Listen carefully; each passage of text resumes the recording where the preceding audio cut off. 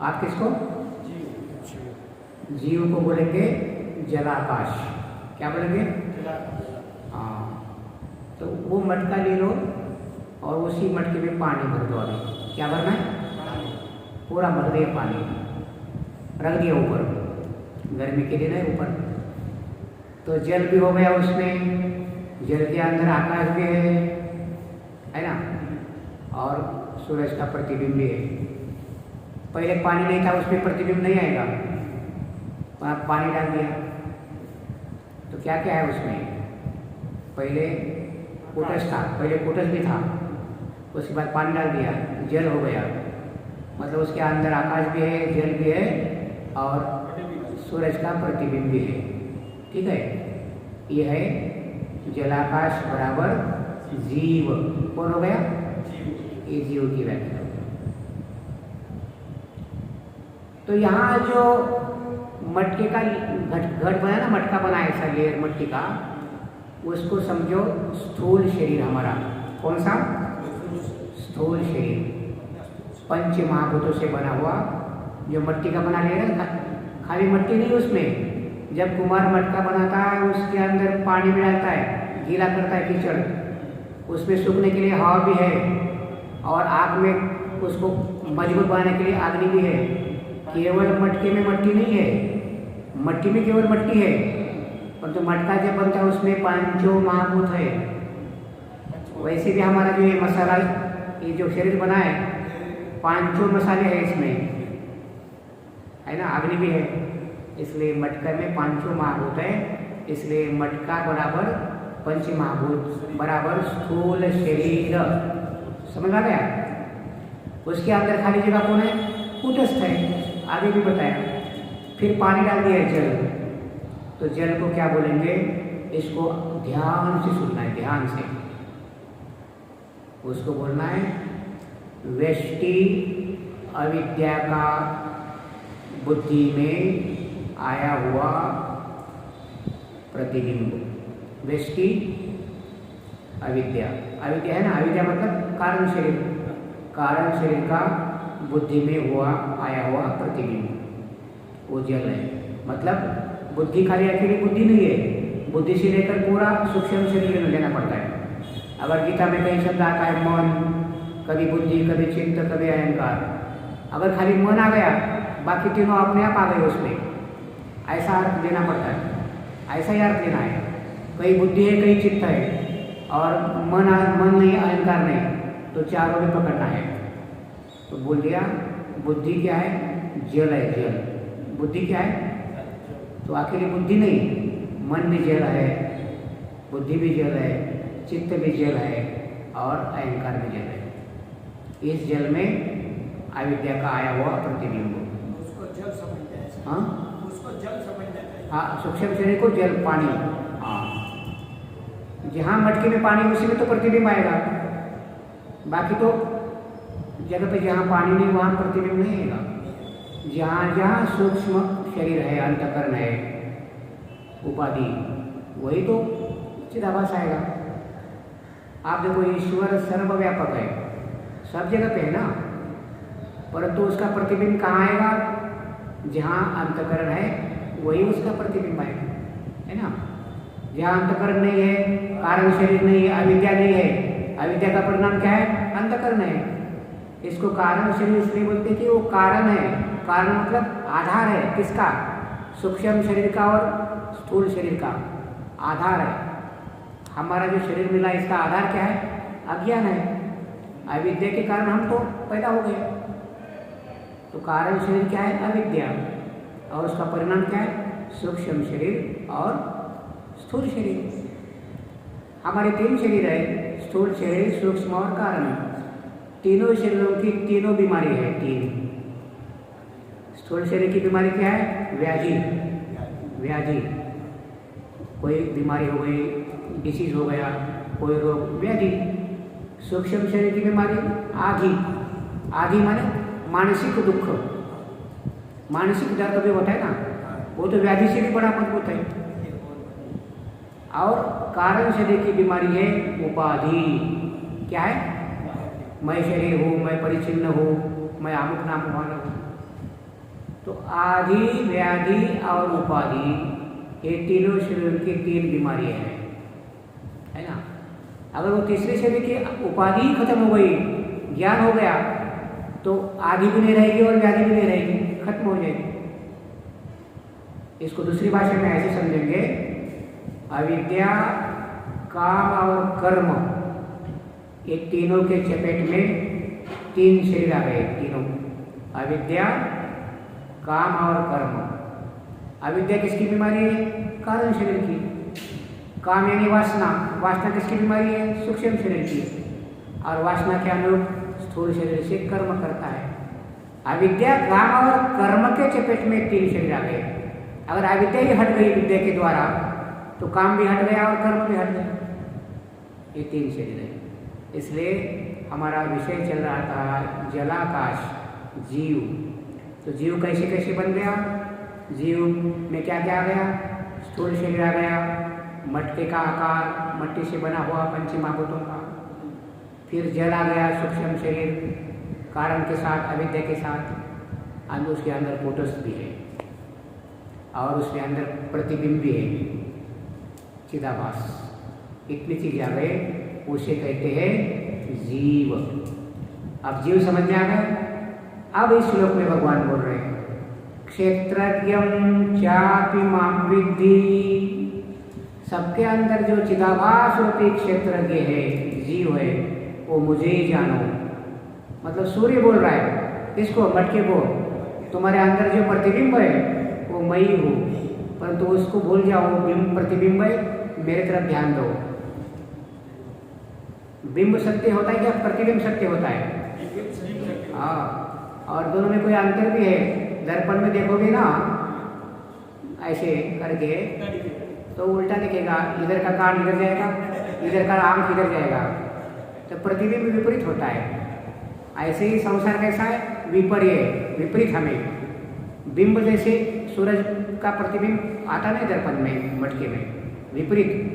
ये भी हमें विपरीत दिखाई दे रहा है। संसार भी जो देखना है वो नहीं देख रहे हम, जो देखना है वही नहीं देख रहे, जो नहीं है उसको देख रहे। रस्सी में शाम तीनों कालों में हुआ नहीं है, फिर भी हमें रस्सी में शाम को देख रहे हैं और भयभीत हो रहे हैं। रस्सी कल मैंने बताया था, विषय थोड़ा सा गहन बताया था। जो भी हमें रस्सी में सांप दिख रहा है, सींपी में चांदी दिखाई दे रही है, तो वो इदम में दिखाई दे रही है। किसमें? तो ये इदम क्या है? माया है। तो इदम में जो सांप दिखाई दे रहा है, रस्सी क्या है? रस्सी में सांप दिखना इदम है। रस्सी क्या है? उसका अधिष्ठान है। तो जो भी हमें सांप इदम में क्यों दिखाई दे रहा है? अधिष्ठान का सही ज्ञान न होने के कारण, अर्थात रस्सी का सही ज्ञान न होने के कारण हमें रस्सी में सांप दिखाई दे रहा है। सांप तो इदम में दिखाई दे रहा है ना? इदम मतलब ये हो, क्यों? रस्सी का ज्ञान न होने के कारण। अगर रस्सी का ज्ञान हो गया तो क्या हो जाएगा? सांप बाधित हो गया, है ना? ऐसे ही हमारा जो कूटस्थ है उसका सही ज्ञान अथवा ब्रह्म का अधिष्ठान का ज्ञान न होने के कारण हमें विश्व सच्चा भासने लगा है, बचपन से लेकर आज तक। इसलिए भगवान बोल रहे, जो मटके को बोल रहा है सूर्य, तुम्हारे अंदर जो प्रतिबिंब है ना, वो मुझे ही समझो। तो हमने ऐसे नहीं समझना है, उसकी उपाधि मटके को तोड़ के अलग करके, पानी को भी अलग करके, जब बिंब में जाएगा बिंब की तरफ ध्यान करके फिर बोलना ये मेरा ही रूप है। मतलब सूरज में और प्रतिबिंब में कोई अंतर नहीं है। ये क्षेत्रज्ञं चापि मां विद्धि, सबके अंदर जितने चिदाभास रूपी क्षेत्रज्ञ है वो मुझे ही जानो। आप समझ में आ गया? आप चिदाभास नहीं है, आप तो कौन है? बिंब है। आप क्या है? बिंब। आपका लक्ष्यार्थ क्या है? कूटस्थ है।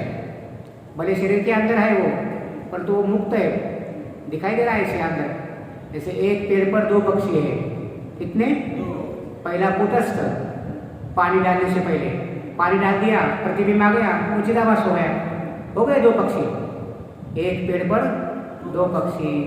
दूसरा पक्षी जो चिदाभास है, क्षेत्रज्ञ है, वो कर्तापन और भोक्तापन में लिप्त हो गया, सुखी दुखी हो रहा है। जैसे संसार में अवस्था आती है, सिचुएशन आती है, अगर सुखी माहौल आ गया सुखी हो रहा है, दुखी सिचुएशन आ गई तो दुखी हो रहा है। और कूटस्थ जो पीछे है, कूटस्थ खाली जो आकाश, वो सुखी भी नहीं दुखी भी नहीं, वो खाली देख रहा है, निर्विकार है, कूटस्थ। तो ये जीव का लक्ष्यार्थ कौन है? कूटस्थ है। ऐसे ही ईश्वर की उपाधि क्या है? माया है, पर वो बांधने वाली नहीं है, क्योंकि ज्ञानपूर्वक भगवान माया में प्रवेश करते हैं। इसलिए हमें जीव और ईश्वर का जो दोनों के पीछे जो लगे ना उपाधि, इस उपाधि को काटना है। माया को हटा दो और इसकी अविद्या हटा दो, तो कूटस्थ और ब्रह्म में कोई अंतर है? नहीं। कोई नहीं। मटके को फोड़ दो लकड़ी से, तो अंदर का आकाश को इस महाकाश में मिलने के लिए कोई बहुत बड़ा प्रयत्न करना पड़ता है? पहले ही मिला ही है, खाली आवरण भंग होना है। खाली जैसे हमारे अंदर होते ना आवरण, मल, विक्षेप और आवरण, 3 दोष है हमारे अंदर, मल दोष, विक्षेप दोष और आवरण। आवरण मतलब अज्ञान, कारण शरीर। बस ये आवरण अगर हट गया, ज्ञान रूपी कैंची से डंडे से उसको तोड़ दो मटका, अंदर का जो अवकाश है बाहर के साथ, अब महाकाश के साथ एक पहले ही है, पहले मिला ही वो है। खाली उसके कारण बोल रहा था ये अलग मठाकाश, ये घटाकाश, कटोरी में आकाश है, कटोरी का आकाश, ये उपाधि से अज्ञान के कारण भास रहा था। ये है, इसलिए कूटस्थ और ब्रह्म में कोई अंतर नहीं है। इसलिए बोले जीव और ब्रह्म की एकता इस प्रकार करनी है। साक्षी किसको बोलते हैं? वो कूटस्थ को। कूटस्थ वही साक्षी होता है। हाँ, कूटस्थ साक्षी, निर्विकार। एक पक्षी देख रहा है, केवल कुछ नहीं हो रहा है, न्यूट्रल है, उदास है। दूसरा पक्षी सुखी दुखी हो रहा है, चिदाभास। जो जल में प्रतिबिंबित है ना, वो चिदाभास है, प्रतिबिंब। जल के बिना हुआ तो कूटस्थ है। हाँ, जल के जो दिखा हुआ चिदाभास। एक पेड़ पर दो पक्षी, हमारा बुद्धि रूपी वृक्ष है, इसमें 2 पक्षी बैठे हैं। एक न्यूट्रल है, उदास, कुछ नहीं करता, दूसरा सुखी दुखी हो रहा है। यह है जलाकाश, इसको आराम से समझो। और उसके अंदर जो प्रतिबिंब आ गया उसको भगवान बोल रहे क्षेत्रज्ञम चापि माम विद्धि। सबके अंदर जितने प्रतिबिंबित क्षेत्रज्ञ है वो मुझे ही जानो। वो बिंब को लक्ष्य करके बोल रहे, किसको? ऊपर जो आकाश में उसको। ब्रह्म तो सब जगह पे व्यापक है। देखो कोई डेड बॉडी आदमी बड़ा है, उसमें ब्रह्म नहीं क्या? उसमें भी ब्रह्म है, तो उसके अंदर चिदाभास नहीं है। हाँ, उसके अंदर ब्रह्म तो है, लेकिन चिदाभास नहीं है उसके अंदर। ब्रह्म सब जगह पे है, सर्वम खनिजम ब्रह्म हर कंतन वहाँ, परंतु चिदाभास नहीं, इसलिए वो जिंदा नहीं है। चिदाभास के कारण ही जिंदा। हाँ, इसको कहते हैं ब्रह्म यानी सामान्य चेतन। कौन? सामान्य चेतन। सामान्य चेतन व्यापक है, सब जगह पे सामान्य। और ये हो गया विशेष चेतन, अंदर प्रकाश आ गया, विशेष चेतन हो गया। तो आपको कभी प्रश्न आता है मन में, सामान्य चेतन सब जगह पे है, भैंस में है, गाय में है, इंसान में है, तो हमारे अज्ञान को वो क्यों नष्ट नहीं करता? कारण क्या है? मुर्दा डेड बॉडी है, वो डेड बॉडी बनने से पहले उसको ज्ञान क्यों नहीं दिया उसने? कारण क्या है? सब में है सामान्य चेतन। शरीर के साथ अगर कभी नहीं होता, शरीर जब आप देखो, आप तो हम तो जिंदा है, फिर भी हम अज्ञानी होते हैं, तो उसको क्यों ज्ञान देता नहीं? वो तो डेड बॉडी है, ठीक है। तो सामान्य चेतन सब जगह पे है, तो सबके अंदर होकर भी पशु में है।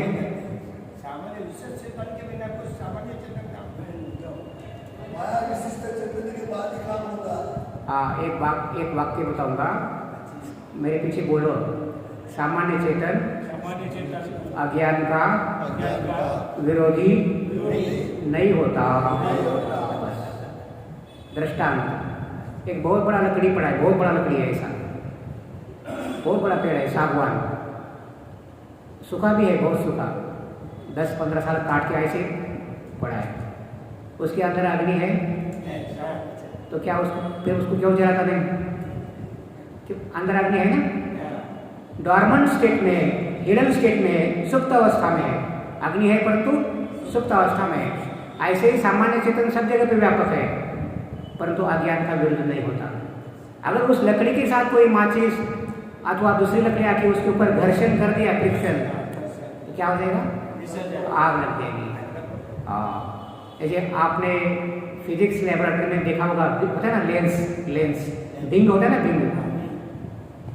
ऐसे सूरज का प्रकाश जितना मर्जी कोई लकड़ी पे पड़ा है, कोई गोबर का कोई उपली है, उसको जलाता नहीं है। अगर बिंग ऐसे पकड़ लिया ना तो तुरंत आग पकड़ेगा। तो ये विशिष्ट चेतन जो है चिदाभास, इसमें इतनी शक्ति है, वो ज्ञान प्रदान कर सकता है। इसलिए बड़ा भाग मानुष तन पावा, बड़ा भाग, हाँ, दुर्लभम त्रयमेवैतत् देवानुग्रह हेतुकम मनुष्यत्वम मुमुक्षुत्वम महापुरुष संश्रया। इसलिए मनुष्य डायग्राम बहुत दुर्लभ है। इसलिए चिदाभास का बहुत बड़ा एहसान है, इस भौतिक शरीर का भी बहुत बड़ा एहसान है। ये शरीर जो है, स्थूल शरीर, इसको कहते हैं उपाधि। ये क्या है? और सूक्ष्म शरीर को क्या कहते हैं? उपहित। क्या बोलते हैं? उपहित। उपाधि और उपहित, इसको बोलते हैं उपाधि। ये ट्यूब में लाइट आ गई ना, लाइट, ये देखो ट्यूब में लाइट आ गई ना, ये जो बिजली आ गई, बिजली की उपाधि क्या है? एक कांच का बना है ना ट्यूब, ये उसकी उपाधि है। बल्ब में लाइट आती है ना, बिजली बल्ब में, तो कांच से जो बना है बल्ब, तो कांच से बना वो उसकी उपाधि है। और उपहित अंतःकरण, उपहित चेतन बोलते ना। उपहित मतलब नजदीक रहकर काम करे, मतलब नजदीक रहता है, जो कूटस्थ है ना, हम पास में ही है, वो है उपहित। तो अंतःकरण क्या हुआ है? उपहित। और वो ये उपाधि शरीर, उपाधि ये क्या है? उपाधि, वो है उपहित। उपहित मतलब निकट, नियर बाय, नियर बाय, किसके? साक्षी के, चिदाभास के, इस क्षेत्र के, इसलिए उसको, हाँ, इसलिए उसको बोलते उपहित। तो श्लोक क्या है हमारा? क्षेत्रज्ञम चापि माम विद्धि। सबके अंदर जो प्रतिबिंब रूपी क्षेत्रज्ञ है, वो मुझे ही जानो। ऐसे नहीं बोले कूटस्थ को मुझे ही जानो, सबके अंदर जो कूटस्थ है वह, उसका जिक्र नहीं किया, क्षेत्रज्ञ का किया है, प्रतिबिंब का जिक्र किया है, चिदाभास का जिक्र किया है, जीव के बारे में बोल रहे, ज्ञाता के बारे में बोल रहे, प्रमाता के बारे में बोल रहे, अहम के बारे में बोल रहे। वो अहम है और संसार एकदम है। तो इसीलिए क्षेत्रज्ञ प्रतिबिंबित भले हो तो हमें लक्ष्य करके बोलना है, यही ईश्वर का रूप है। इसलिए बोलते हैं ममे वंशे जीव रूपे। समझ गए? नहीं? कौन सा प्रश्न करो, आपको क्या समझ में नहीं, आप प्रश्न कर सकते विदाउट एनी हेजिटेशन, डरना नहीं, बोलो। पूरा एक बार रिपीट कर दो पूरा पहले। पर आपको क्या चाहिए? मुझे समझ में, आपको क्या समझ में आया? आपको जीव के बारे में, जलाकाश के बारे में क्या समझ में नहीं आया? जीव पूरा सब समझ में आ गया। हाँ, जीव के बारे में पता नहीं आया। हाँ, और उससे उसके आगे की जो आपने बोला ना, ठीक है। तो कोटस समझ में आ गया? मटका लिया, उसके अंदर खाली जगह है, तो कोटस का वाचक है, उसका सही नहीं। मटके में अभी पानी भर दो, पानी ही क्या है? सूक्ष्म शरीर। क्या हो गया? खाली सूक्ष्म नहीं है, कारण सहित, अज्ञान सहित सूक्ष्म शरीर, अज्ञान सहित। क्योंकि अंतःकरण तभी बनता है अगर कोई अज्ञान है तो, अज्ञान का लेश है तो। अगर हम अज्ञानी हैं तो जब तक अज्ञान की मान्यता है तब तक कारण शरीर भी रहेगा, और कारण के साथ सूक्ष्म शरीर भी रहेगा, और स्थूल भी रहेगा। तो स्थूल शरीर क्या है मटके में? जो मट्टी से बना हुआ लेयर है, आउटर लेयर। हमारे पेट है ना गोलाकार, हाँ, ऊपर गला जैसे है, गला जैसे, वो है पंच महाभूतों का शरीर, मटका, स्थूल शरीर। उसमें पांचों महाभूत है, खाली अकेली मट्टी नहीं है, पानी भी है, आग भी है।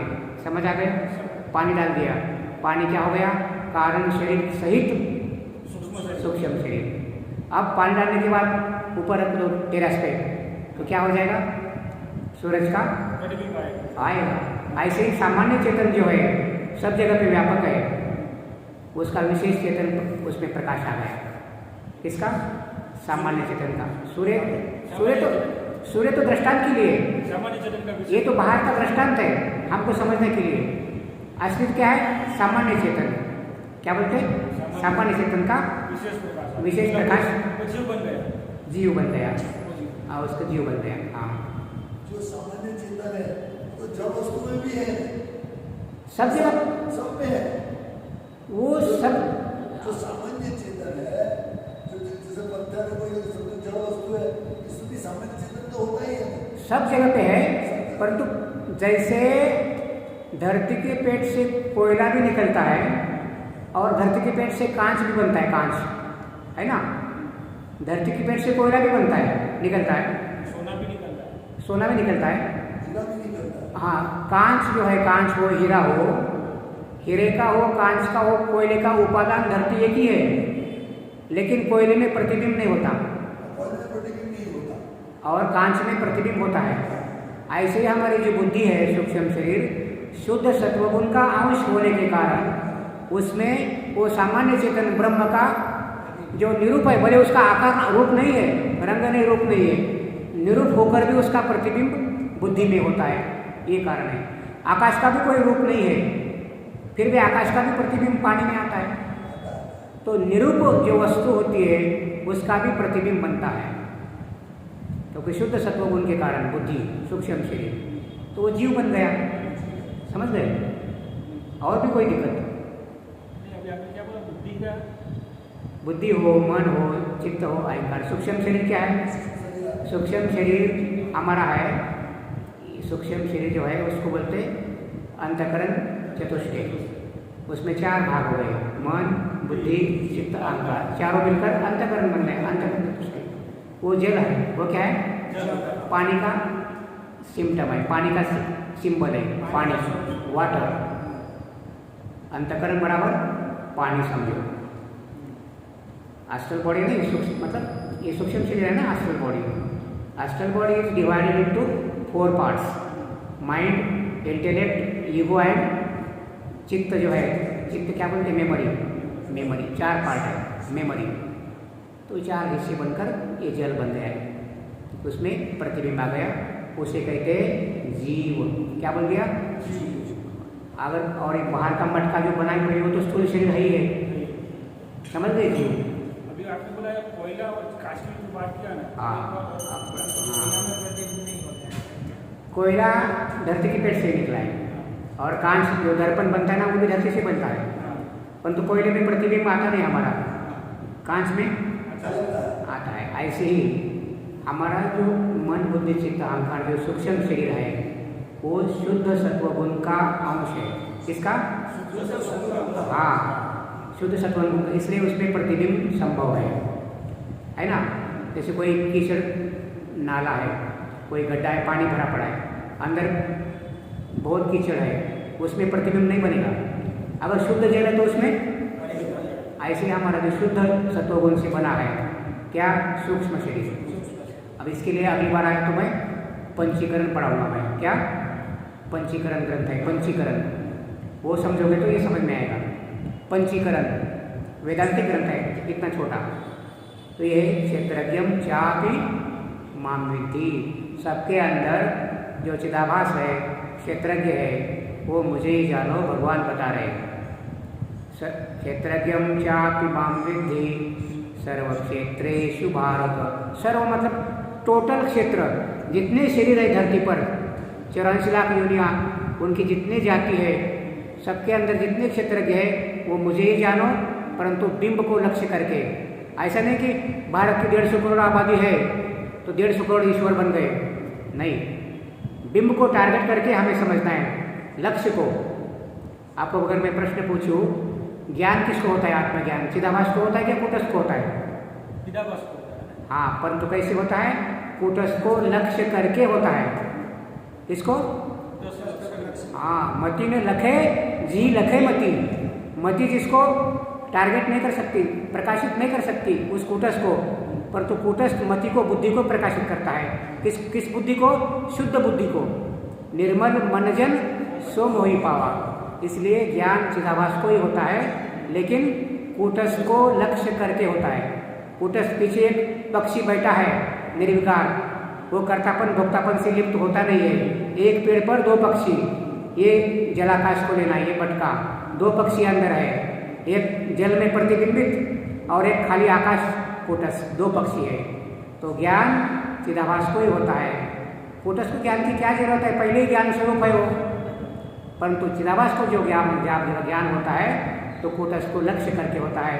इसलिए एक वेदांत में बहुत महत्वपूर्ण वाक्य है, क्या? बोलो मेरे साथ, साधिष्ठान, ऐसे बोलो, अधिष्ठान के साथ, साधिष्ठान, साधिष्ठान साबास बुद्धि को विज्ञान अथवा अनुभव कहते हैं। अनुभव यानी आत्मज्ञान, अनुभूति। साधिष्ठान साभास बुद्धि को विज्ञान कहते हैं। विज्ञान का अर्थ यहाँ बाहर का साइंस नहीं है। विज्ञान मतलब अनुभूति, तुम्हारा अनुभव, ये विज्ञान है। वेदांतिक भाषा में विज्ञान को अनुभूति बोलते हैं। साधिष्ठान मतलब अधिष्ठान के साथ, जिस बुद्धि को अपने अधिष्ठान का भी पीछे का पता है, कूटस्थ का ज्ञान है, तो उसे कहते हैं विज्ञान। साधिष्ठान साभास बुद्धि को विज्ञान कहते हैं। इसलिए ज्ञान चिदाभास को ही होता है, कूटस्थ को लक्ष्य करके होता है। समझ आ गई? घर में जाके जुवाली चिंतन मान करना है। कोई बात नहीं लेता, ऐसा होता है।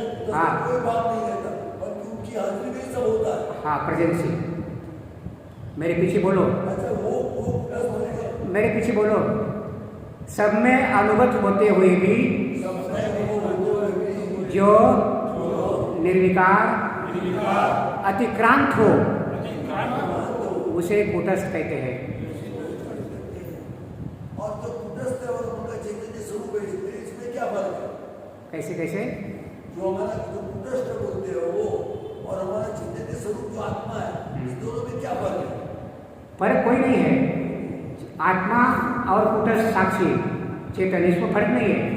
हाँ, जब अहम के रूप में, चिदाभास के रूप में जब प्रतिबिंबित हो जाएगा, वो प्रतिबिंबित वहां तक बंधन है। जो प्रतिबिंबित होता है, हाँ, उसको क्या बोलते हैं? चिदाभास। चिदाभास। अब और एक वाक्य मेरे पीछे बोलो, आपको समझ में आ गया? जलाकाश एक ही अंतकरण, एक ही अंतकरण साक्षी की उपाधि भी है और चिदाभास का विशेषण भी है। हाँ, चिदाभास रूपी विशेषण भी है। चिदाभास भी चैतन्य भी है। नहीं, चिदाभास रूपी विशेषण, विशेषण एक ही अंतकरण कूटस्थ की उपाधि भी है और प्रमाता रूपी विशेषण भी है। समझ आ गए? नहीं? देखो मेरे तरफ देख, मुझे पता है आपकी शक्ल मुझे पता थी, तुरंत पता थी। आपको समझ में आया नहीं? और समझाऊंगा मैं। अंतकरण क्या है? जल है। उसके अंदर पर पानी डालने से पहले खाली जगह होती ना, कूटस्थ था। जो खाली जगह जो है ना, वो कूटस्थ है। वो कूटस्थ की उपाधि क्या हो गई? उसके अंदर आ गया दायरे में, सूक्ष्म शरीर के अंदर जल डाल दिया। क्या जल के बीच में आकाश नहीं है? जलाकाश है ना, तो वो क्या हो गया? क्या हो गया? एक ही अंतकरण कूटस्थ रूपी उपाधि भी है, मतलब कूटस्थ की उपाधि, साक्षी की उपाधि, ये भी बोल सकते हैं, और प्रमाता रूपी विशेषण भी है। प्रमाता का, क्षेत्रज्ञ का, चिदाभास का विशेषण भी है। विशेषण मतलब विशेष। देखो बाहर का सामान्य प्रकाश है और दर्पण में जो प्रकाश आता है वैसा है, वो विशेष है।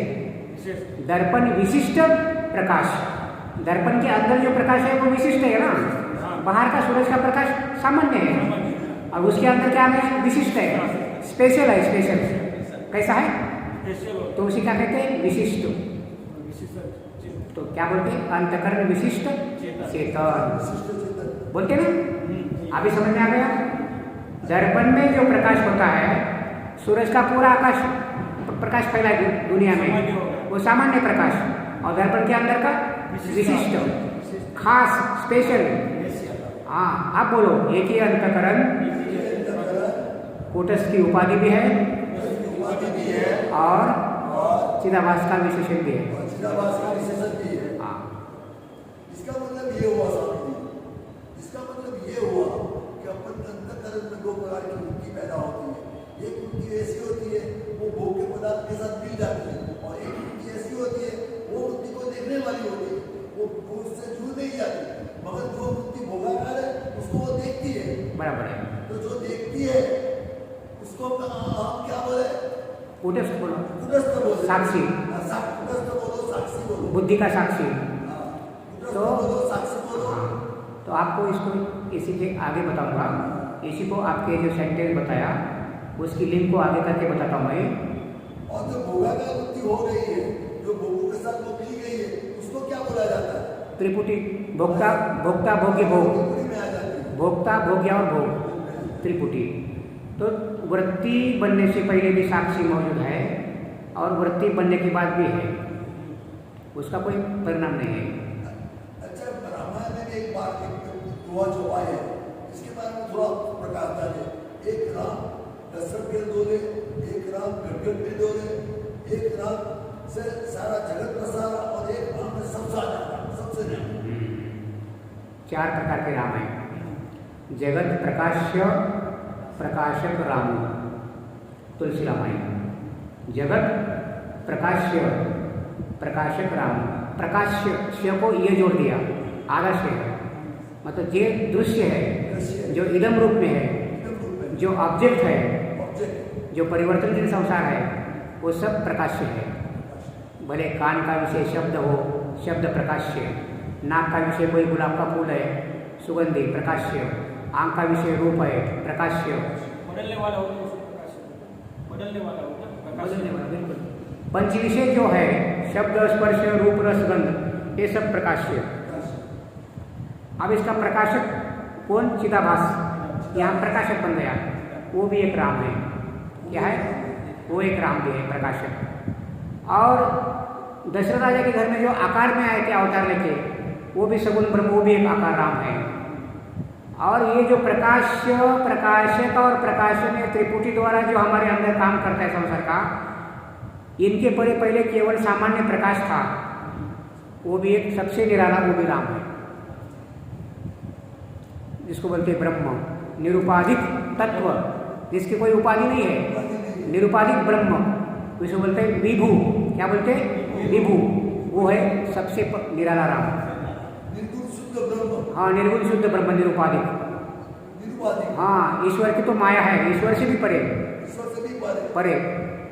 क्षर और अक्षर से परे उत्तम पुरुष। क्षर सर्वाणि भूतानि कूटस्थोक्षर उच्यते। उत्तम पुरुषस्वन्य, उसमें भी उत्तम, वो है सबसे निराला राम।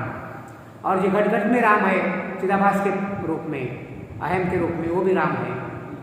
अभी भी बताया मैंने, जलाकाश का जो कूटस्थ है लक्ष्यार्थ, वो भी एक राम है। और एक दशरथ राजा के घर में जो अवतार सगुन, वो भी राम है। 4 राम हो गए, 4। कितने हो गए?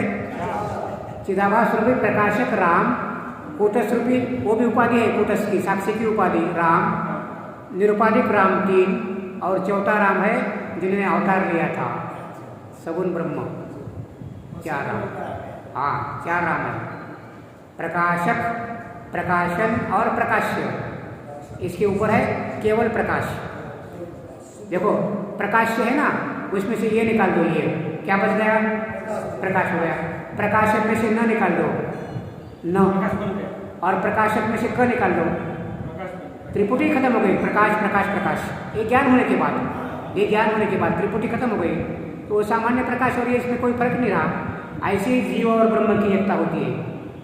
ऐसे ही जीव और ईश्वर की, जब माया उपाधि, ईश्वर की माया, जीव की अविद्या का बात करोगे, तो प्रकाश, प्रकाश, प्रकाश, मतलब जीव ब्रह्म की एकता हो गई। ऐसा है। तो और कुछ है तो कल बता देंगे।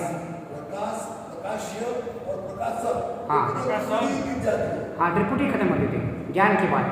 ज्ञान के माध्यम से। हाँ, प्रकाशक में से क निकल गया। प्रकाश, प्रकाशक, प्रकाश्य, देखो प्रकाशन। देखो ये दर्पण है, ये दर्पण है, मैंने रखा है। वो हमारे जल अंतकरण में प्रकाश आ गया सामान्य चेतन का, वो केवल प्रकाश था पहले प्रकाश। जैसे अंदर आ गया हमारे अंतकरण में वो बन गया प्रकाशक। प्रकाशक। हाँ, जिसे हम कहते हैं आज के श्लोक की भाषा में क्षेत्रज्ञ, जिसे कहते हैं चिदाभास, जिसे कहते हैं जीवात्मा, जीव, प्रमाता, ज्ञाता, जो भोक्ता, ऐसे बोल सकते हैं। तो हो गया प्रकाशक, क्यों? उसके अंदर आ गया। फिर प्रकाशक ने क्या कर दिया? प्रकाश्य। अब हम बचपन में खेलते थे, दर्पण बाहर लेके खड़े हैं, दर्पण पकड़े, उसमें अंदर प्रकाश आ गया, प्रतिबिंब आ गया। वो प्रतिबिंबित प्रकाश को हमने आश्रम में छोड़ दिया, अंदर मंदिर में, है ना, आगे फॉरवर्ड कर दिया। ऐसे प्रकाशक क्या करता है? अंतकरण वृत्ति द्वारा हमारे कर्णों के माध्यम से, करण आंखों के माध्यम से बाहर काम कर रहा है त्रिपुटी के द्वारा। कौन सा? प्रतिबिंबित प्रकाश। हाँ, असली भगवान का प्रकाश नहीं है, वो तो सामान्य चेतन है। हमारा जो व्यवहार हो रहा है वो प्रतिबिंब में हो रहा है। इसको चिदाभास भी बोला जाता है। हाँ, प्रकाशक क्या करता है? अंतकरण वृत्ति द्वारा, चक्षु आदि इंद्रियों के द्वारा बाहर का जो ज्ञेय वस्तु है, इदम है, उसका हाँ उसका प्रत्यक्ष करता है, उसको जान रहा है। हाँ, उसको प्रकाशित करता है। आप देखो, आपको मैं देख रहा हूँ, अंदर का चिदाभास प्रकाश आ गया, आंखों के द्वारा आपको टारगेट कर दिया। आप मेरे लिए इदम हो गए, आप मेरे लिए क्या हो गए? इदम हो गए, ज्ञेय हो गए, प्रमेय हो गए, प्रमाण हो गया आंख, और जो नीचे बैठा है प्रकाशक, प्रमाता, आंख प्रमाण, आप प्रमेय, ये त्रिपुटी है। प्रमाता, प्रमाण, प्रमेय। अभी आप कान से सुन रहे हैं, प्रमाता हो गया चिदाभास, कान प्रमेय हो गया, और नहीं, कान प्रमाण हो गया और शब्द प्रमेय। ये समझना है। समय बहुत चल रहा है, तो आज का चिंतन यहाँ पे मैं समाप्त करता हूँ। और